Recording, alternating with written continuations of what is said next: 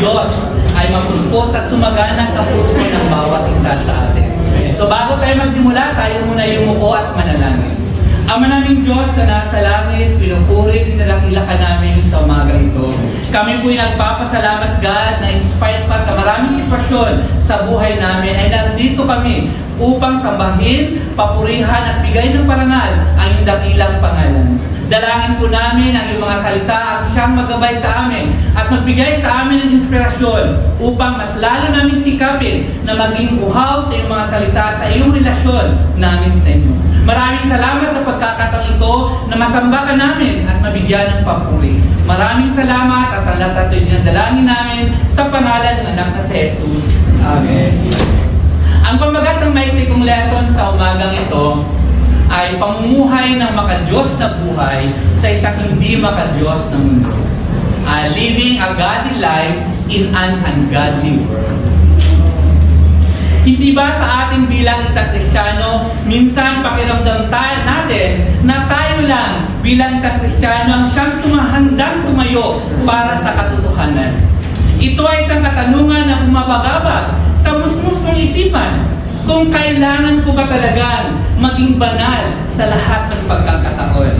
Kailangan ko ba talagang maging banal sa lahat ng oras sa aking buhay? Dahil kung titingnan ko naman ang mga tao na nasa paligid ko, hindi naman sila sumusunod sa Diyos. Ngunit pakiramdam ko, mas pinagpapala sila higit kaysa sa akin. Kung titingnan ko ang mga tao na nasa paligid ko at ikumpero sa sarili ko, minsan nararamdaman ko na mas higit ang kanilang kakayanan sa meron ako bilang isang Kristiyano. Pero nung mabasa ko ang isang talata mula sa Biblia, sa Malakias Kapitulo 3, versikulo 13 hanggang 15 na nagsasabi, "Masakit ang sinabi ninyo tungkol sa akin," sabi ni Yahweh. "Ngunit tanong ninyo, ano ba ang sinabi namin laban sa inyo? Sabi ninyo, walang saysay ang maglingkod sa Diyos. Ano ba ang mapapala natin sa pagsunod sa kanyang mga utos o sa pagpapakita natin kay Yahweh na nagsisisi tayo sa ating mga kasalanan? Hindi ba kung sino ang palalo ay siya pang pinagpapala? Hindi lamang nananagana ang masasama, kundi sinusubok pa nila ang Diyos sa paggawa nila ng kasamaan, ngunit hindi sila pinaparusahan." Katulad ng mga Israelita, minsan ganun din ang aking nararamdaman. Napakahirap sumunod sa Diyos. Napakahirap sumunod sa kautusan ng Diyos. Mahirap mamuhay ng matuwid sa mundo ng walang katwiran. Ang pagsunod sa Diyos, ang pagsunod sa kanyang mga utos, at ang pamumuhay ng banal na buhay ay dapat layunin ng bawat isang Kristiyano na may layuning magbigay ng kaluwalhatian sa Diyos. Ito'y alam natin lahat. Para bang common sense na lang para sa atin. Ngunit ang tanong sa bawat isa sa atin, mahalaga ba talagang mamuhay ng matuwid na buhay? Mahalaga ba talaga na sumunod sa Diyos sa mundong walang katwiran? Sa isang din nagsabi sa akin, sabi na sa akin, "Tito, napakahirap talagang mamuhay ng bilang isang Kristiyano.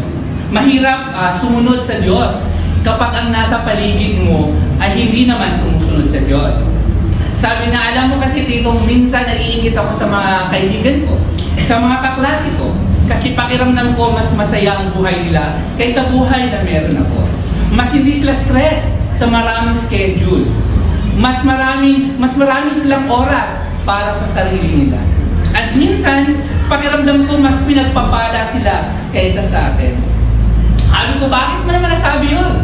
Sabi na, "Kasi po, Tito, ganito, diba? Monday to Friday, pumapasok kami ng school. Maaga kami gumigising para pumasok. After ng school, marami pa kaming school works na ginagawa. Maraming assignment si teacher. Maraming mga performance tasks na ginagawa.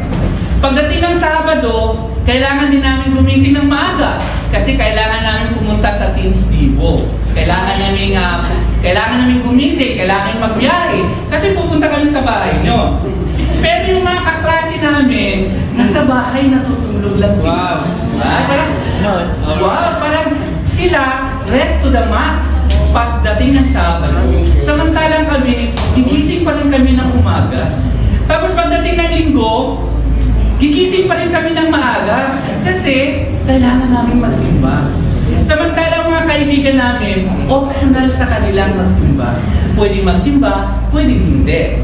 Pwedeng pumunta sa simbahan, pwede rin hindi. So parang sila, pag Saturday and Sunday, relax to the max. Pero kami, nasa lang ang pahinga ko, sabi niya. Sabi niya, nasa lang pahinga ko? Parang lahat ng araw, may schedule. Tama. Diba? Sabi naman na isang day, sabi niya, alam mo Tito Ber, wala naman sigurong nakukuha, wala naman yata tayong nakukuha sa pagsunod o sa pagiging banal natin sa buhay. Hindi ba pwede na paminsan-minsan ay makisabay naman tayo sa uso ng mundo? Sabi ko, bakit naman? Kasi sabi mo, cheating is a sin. Sabi ko yun? Sabi niya, sabi mo, cheating is a sin. Kaya sinikap kong mag-aral ng mabuti. Kaso, hindi naman tumas ang grado ko eh. Samantala yung kaklase ko, hindi naman siya nag-aral, nangopya lang, mas matas ang grade niya sa akin. Wala siya na hostesya doon. Diba? So isang brother din sabi sa akin, Kuya Ben, bakit ang napakahirap mamuhay ng makadiyos? Mahirap gampanan kapag ikaw ay Kristiyano na nasa gitna ka ng mga taong makamundo. Dahil pakiramdam ko, na-deprive ako dun sa mga bagay na maging masaya ako kasama ang mga kaibigan ko, kasama ang mga katrabaho ko, mga kamag-anak ko. Sabi ko, paano mo nasabi yun? Sabi kasi, Kuya Ber, ganito yun, di ba? Kapag tayo nakikipag-usap, bago natin bibitawan ang salita natin, sinusuri muna natin mabuti kung ito ba ay tamang mali. Like for example, kapag nakipagbiruan tayo sa mga kaibigan natin, sa mga katrabaho natin, sa mga kamag-anak natin, minsan, iniisip muna natin, tama ba itong biro na ibigay ko? Like for example, pag green jokes, iniisip mo, tama ba itong sasabihin ko? Minsan, kapag nagbabatuhan tayo ng mga sa mga kaibigan natin, di ba, ng biruan, lalo na pag green jokes, yun ang buhay, na minsan ikaw, bilang isang Kristiyano, meron kang gustong sabihin kasi meron kang mas magandang biro kaysa kanila. Kaya lang, bilang isang Kristiyano, hindi pwede. Dahil Kristyan ako, kailangan pigilan ko ang sarili ko. So sabi niya, parang na-deprive ako sa kasayahan na pwede ako doon sa aking mga kaibigan o sa mga kamag-anak o katrabaho ko. Sabi ko, bro, kailangan siguro i-revisit mo yung definition mo ng kasiyahan. Kasi kapag ang definition natin sa kasiyahan ay nakabase doon sa mga makabundong bagay, talagang nadideprive ka. Kasi yung mga bagay na yun ay taliwas sa gusto ni God. Kaya kung yun ang definition mo, talagang nadideprive ka. Kasi yan ay ayaw ni God. So, sabi ko sa kanya, kailangan ulitin mo yung definition mo ng kasiyahan. At from there, malalaman mo kung ano yung mga bagay na makapagbibigay sa iyo ng tunay na kasiyahan. Ang pamumuhay ng banal na buhay ay hindi madaling gawin. Ito ay nangangailangan ng pagpipigil sa sarili. Ito ay nangangailangan ng pasensya, nangangailangan ng kabutihan, nangangailangan ng katangian, at higit sa lahat, nangangailangan ng kapangyarihan ng Diyos na nabubuhay sa bawat isa sa atin. Ito ay nangangailangan ng pagpapatawad sa mga taong nagkakasala sa atin. Kahit man sa mga tao na sa tingin natin, hindi natin kayang patawarin. Hindi ba ito ang isa sa pinakamahirap gawin, ang magpatawad sa mga tao na nakasakit sa iyo? Pero ang sikat na sermon ni Jesus sa mundo, nagpapakita ng isang magandang halimbawa kung gaano kahirap ang pamumuhay ng matuwid na buhay. Ayon nga sa Mateo, Kapitulo 5, versikulo 38 hanggang 39, sinasabi dito, narinig ninyong sinabi, mata sa mata, ngipin sa ngipin. Ngunit sinasabi ko sa inyo, huwag kayong gumanti sa masamang tao. Kung sinampal ka sa kanang pisngi, iharap mo rin sa kanya ang kaliwa. Ang pagharap ng kabilang pisngi ay napakahirap gawin. Hindi ba mga kapatid? Sino ba ang gustong manatiling nakatayo at hayaang saktan ka ng ibang tao? Ngunit yan ang sinasabi ni Jesus sa atin, ang mamuhay ng matuwid ayon sa kanyang kagustuhan. Maaring may nagsasabi na mahirap gawin o kayang gawin o kahit man kaya natin gawin. Ngunit mahirap pa rin kapag nakita mo na masaya ang ibang tao habang ikaw ay nasasaktan. Katulad halimbawa, sa school, kapag ikaw ay isang Kristiyanong estudyante, nagsisikap ka na maging tapat at sinisikap mong sumunod sa Diyos. Ngunit, binubuli ka ng kaklase mo na hindi naman nila alam o hindi naman nila kilala ang Diyos, o hindi naman nila alam ang kautusan ng Diyos. At masaya sila sa kanilang ginagawa habang ikaw ay nasasaktan. Hindi ba nakakapagdalain sa galit? Hindi ba masarap gumanti? Ngunit, dahil ikaw ay isang Kristiyano, kailangan mong magpakumbaba. Hindi ba mahirap gawin, mga kapatid? Harapin natin yung katotohanan na bilang isang Kristiyano, ang pamumuhay ng tapat, ang pamumuhay ng tuwid ay mahirap gampanan, lalo na sa paligid natin na walang katwiran. Sino ba ang may gusto na saktan ka at magpakumbaba ka? Hindi ba mahirap gawin, mga kapatid? Ano bang ibig sabihin natin na maging makadiyos o banal? Ito ay nangangahulugang magkaroon tayo ng pagnanais sa mga bagay na gusto ng Diyos at sundan ang mga daan ng Diyos. Sabi nga sa Tito, Kapitulo 2, versikulo 11 hanggang 14, sinabi dito, sapagkat nahayag na ang kagandaang loob ng Diyos na nagdudulot ng kaligtasan sa lahat ng tao. Ito ang nagtuturo sa atin na talikuran ang makagundong pamumuhay at damdaming makalaman at mamuhay tayo sa daigdig na ito ng may pagpipigil sa sarili, matuwid at karapat-dapat sa Diyos habang hinihintay natin ang pinagpalang araw na ating inaasahan. Ito ang araw na mahahayag ang kaluwalhatian ng ating dakilang Diyos at tagapagligtas na si Jesucristo, na naghandog ng kanyang sarili upang palayain tayo sa lahat ng kasamaan at linisin tayo upang maging kanyang sariling bayan na masigasig sa paggawa ng mabuti. Paano ba tayo mamuhay ng banal o makadiyos na buhay sa isang banal o hindi makadiyos na mundo? Buksan natin pa ang isang pang-scripture sa banal na kasulatan upang makatagpo tayo ng kasagutan sa ating mga katanungan. Ayon nga sa 1 Timoteo Kapitulo 4, versikulo 7 hanggang 8, sinasabi dito, huwag mong pag-aksayahan ng panahon ang mga alamat na walang halaga. Sa halip, sanayin mo ang iyong sarili sa makadiyos na pamumuhay. Sa pagsasanay ng katawan ay mayroon ding pakinabang, ngunit ang makadiyos na pamumuhay ay mapapakinabangan sa lahat ng paraan. Sapagkat ito ay may pangako hindi lamang para sa buhay na ito ngayon, kundi maging sa buhay na darating. Upang makapamuhay tayo ng banal o makadiyos na pamumuhay, una, kailangan natin ng tamang perspektibo o tamang pananaw sa ating buhay. Sa scripture na binasa natin, hindi isinasantabi ni Pablo ang pisikal na ehersisyo. Dahil sa ayaw at gusto natin, kailangan natin ito.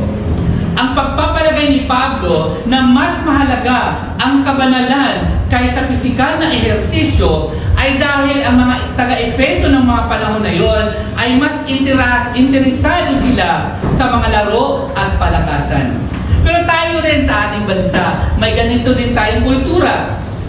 Marami tayong mga palaruan. At higit sa lahat, maraming mga Kristiyano na mas pinagbibigyan ng diin ang mga palakasan at laro kaysa pahalagahan ang mga bagay na gusto ng Diyos. Ang pisikal na ehersisyo ay may kanya-kanyang halaga para sa ilang bagay. Subalit ang kabanalan ay may halaga para sa lahat ng aspeto ng ating buhay. na may pangako para sa kasalukuyang buhay at para sa buhay na darating. Sa ibang salita, ang tanging bunga ng physical na ehersisyo ay mga benepisyo na makukuha lamang natin dito sa mundo. Ngunit makakakuha tayo ng mas magandang katawan kapag tayo ay makarating sa langit balang araw. Ang kabanalan ay may halaga para sa buhay sa kabilang buhay. Ang kabanalan ay mahalaga para sa lahat ng bagay, sa ating pamilya, sa ating tahanan, sa ating trabaho, at sa simbahan. Ito ay nagbibigay ng kahulugan sa lahat ng mga iyon.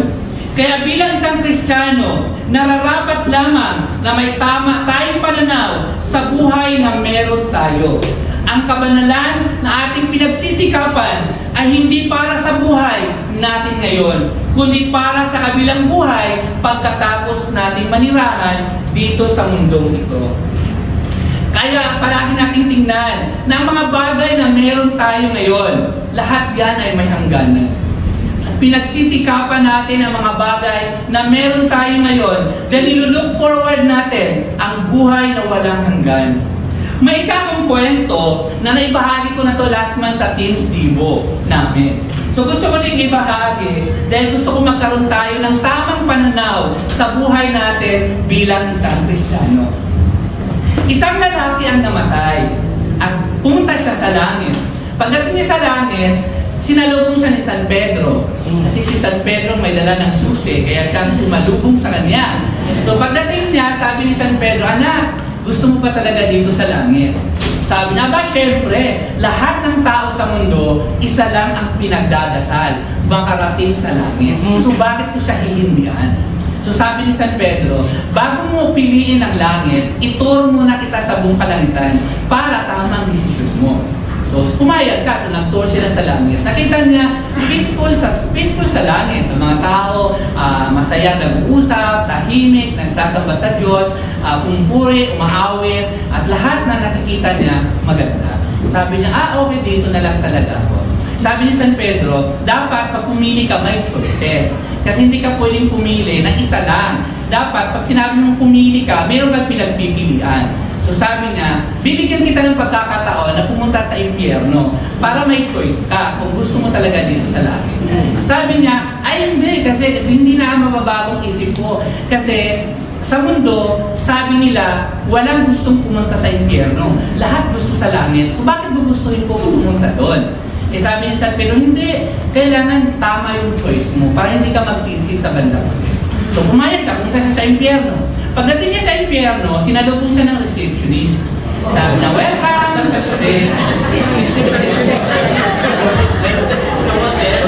Pagbukas na sa pintuan, pagpasok niya, red carpet ang daan. So nakita niya, wow, ang ganda pala rito. Parang mali yata ang perception ng mga tao sa impyerno. Kasi nakita niya, red carpet ang daanan. Lahat ng tao, masaya. Lahat ng gusto niyang gawin, nandun. Lahat ng kanto may party. Lahat ng gusto niyang gawin, nakukuha niya. Sabi niya, masarap pala dito. Lahat ng gusto niya, alak, sugal, babae, sigarilyo, lahat nandun. Masaya ang mga tao. Sabi niya, cool pala dito sa impyerno, masarap pala dito. Lahat ng hindi ko nagawa sa lupa, nagagawa ko dito. So sabi niya, dito na nga lang ako. So pagbalik niya sa langit, sabi niya kay San Pedro, pasensya na po, doon na lang ako sa kabila. Na bakit? Mas cool doon eh, mas masaya doon. Hindi lahat ng kanto doon may party. Party palagi, araw-araw. So sabi ni San Pedro, hindi na ba talaga magbabagong isip mo? Hindi na, doon na lang talaga ako, mas masaya doon. So sabi ni San Pedro, sige, yan ang sabi ko naman talaga sa iyo, di ba? Kailangan may choices ka. So yun ang choice mo, so wala na akong magagawa. At least pinakita ko sa iyo yung dalawang larawan na pwede mong pagpipilian. So sabi niya, sige, pasensya na po, doon na ako sa kabila. Bumaba na siya sa impyerno kasi excited siya, mas cool doon eh.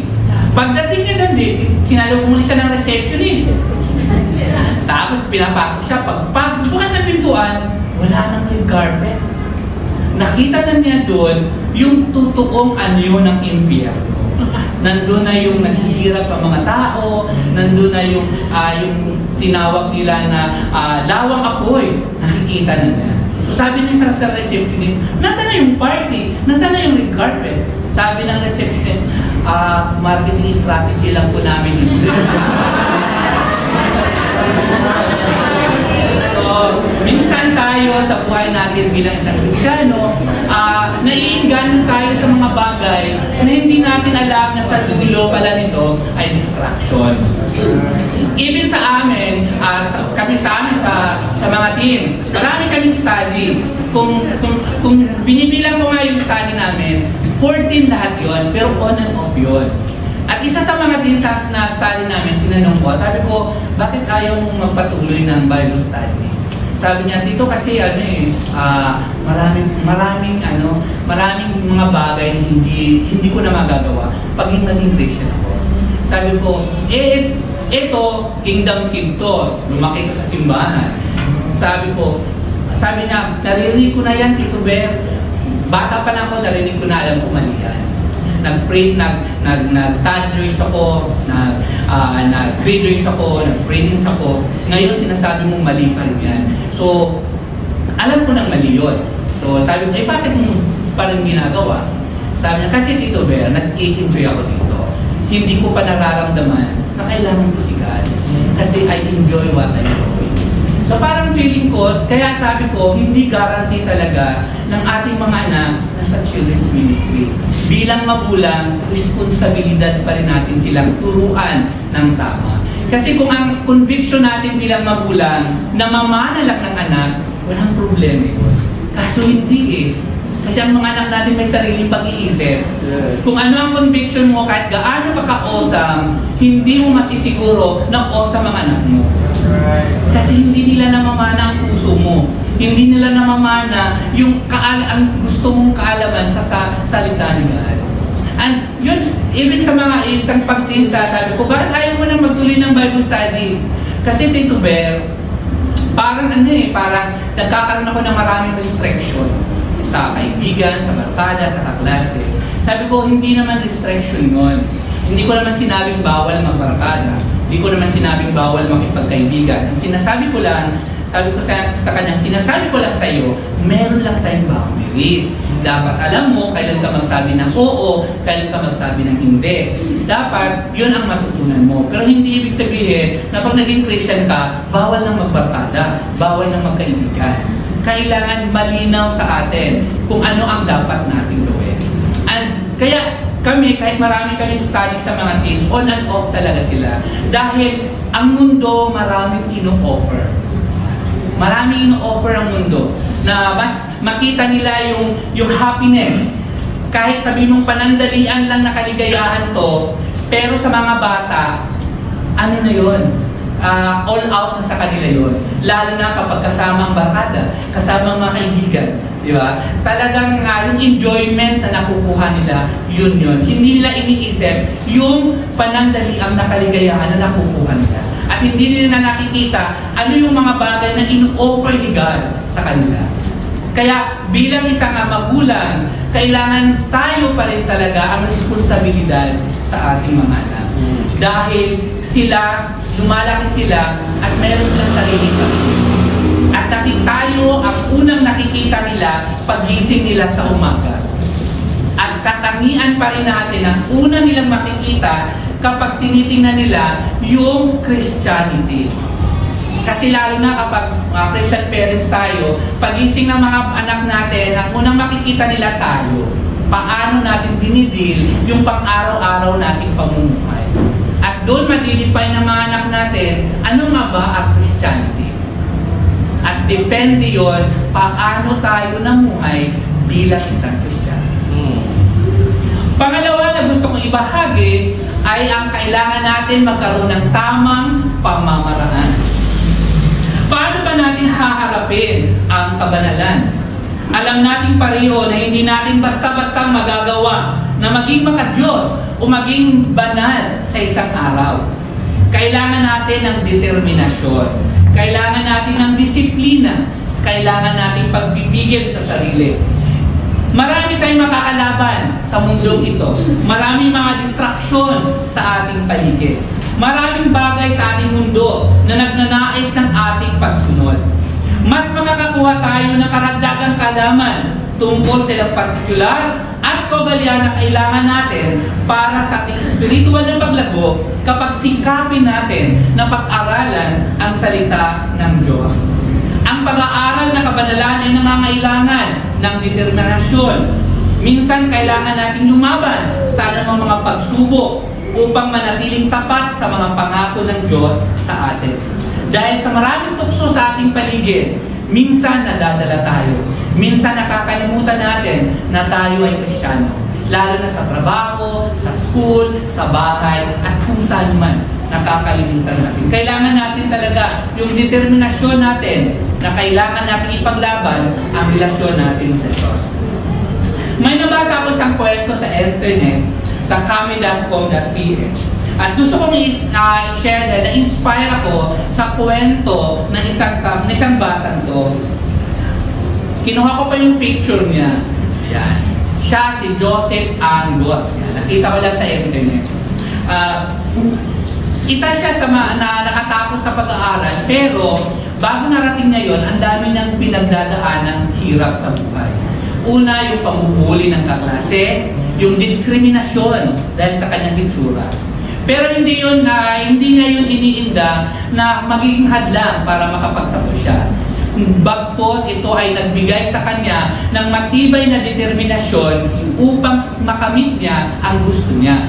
Ang sabi nga niya, nilalarawan niya ang sarili niya bilang isang bato na inaapakan ng mga tao dahil hindi nila alam kung gaano siya kahalaga. Ang sabi nga niya, isang bagay lang na natutunan niya, maging determinado lamang sa mga bagay na gusto. At tayo bilang isang Kristiyano, yan ang katangian na kailangan nating makuha. Yung maging determinado tayo sa gusto natin na makamit bilang isang Kristiyano. Kung ano ba ang nais natin na gusto natin. Lalong-lalo na sa relasyon natin sa Diyos. Kailangan natin ang ganitong klase ng kaugalian, determinasyon upang magkaroon tayo ng espiritual na pagsasanay. Bilang isang Kristiyano, marami sa ating paligid ang maaari nating maging hadlang upang maging banal, upang maging maka-Diyos sa mundong ito. Pangatlo gusto kong ibahagi ay kailangan natin ng tamang pangako para magkaroon tayo ng banal na pamumuhay. Sabi nga sa 2 Pedro, Kapitulo 1, versikulo 3 hanggang 4, sabi, tinanggap natin sa pamamagitan ng kapangyarihan ng Diyos ang lahat ng bagay na magtuturo sa atin upang tayo'y mamuhay na maka-Diyos. Ito'y dahil sa ating pagkakilala kay Jesus na siya ring tumawag sa atin upang bahaginan tayo ng kanyang kaluwalhatian at kadakilaan. Sa parang ito ay binigyan niya tayo ng mga dakila at napakahalagang pangako upang makaiwas kayo sa nakakasirang pagnanasa sa sanlibutan ito at upang makabahagi tayo sa kanyang likas bilang Diyos. Ang mga talatang ito ay nagpapahayag sa atin na binigyan tayo ng lahat ng kailangan natin para sa buhay at kabanalan. Ito ay nangyayari sa pamamagitan ng pagkakaroon ng alaman tungkol sa Kanya. Ang Kanyang salita at mga pangako ay nagbibigay sa atin ng kakayahan na makatakas mula sa pagkasira sa mundo na sanhi ng masasamang pagnanasa. Katulad halimbawa kapag struggle tayo, pag marami tayong pinagdadaanan, diba? Maliban sa paghingi natin sa mga tulong o payo mula sa mga pinagkakatiwalaan nating mga kapatid sa pananampalataya, maaaring din tayo humingi ng payo mula sa banal na kasulatan. Dahil sabi sa Hebrews chapter 2 verse 18 na nagsasabing, at ngayon matutulungan niya ang mga tinutukso sapagkat siya man ay tinukso at nagdusa. Mapagtanto natin sa binasa nating scripture na sa mga pinagdadaanan natin sa buhay, anumang tukso na pinagdadaanan natin, hindi lang tayo nag-isa. Kasi kahit si Jesus ay dumaan ng iba't ibang mga pagsubok, iba't ibang mga tukso, ngunit hindi siya nadadala. Si Jesus na makakatulong sa atin upang malampasan natin ang bawat pagsubok at bawat tukso sa ating buhay. May isang nilalang na maaaring makatulong sa atin sa panahon ng ating pangangailangan. Kaya kailangan natin ang pangako ng Diyos sa ating buhay. Kaya nararapat lamang na manatiling basihan natin sa ating buhay ang banal na kasulatan. Dahil ito ang magbibigay sa atin ng uhaw na patuloy na hanapin ng Diyos sa ating buhay. Sa pagtatapos mga kapatid, ang pamumuhay ng banal na buhay ay hindi tanyak, ngunit posible. Sino ang makakalam kung anong uri ng impluensya ang magkakaroon ka sa iba kapag pinili mong mabuhay ng kalugod-lugod sa Panginoon? Maraming salamat sa pakikinig. To God be all the glory. Pagpapalagay na